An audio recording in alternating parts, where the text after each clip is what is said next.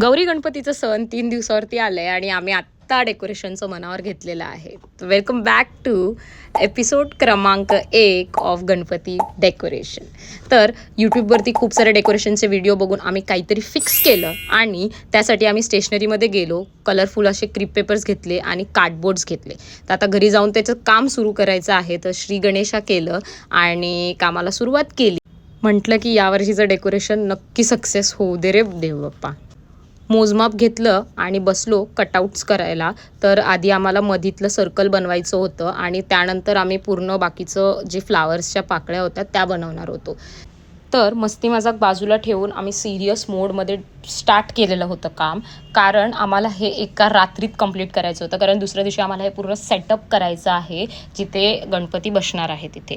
तर क्रिप पेपरचे तुकडे तुकडे कापून घेतले बिकॉज ते मला स्टिक करायचे आहेत फ्लावर बनवण्यासाठी.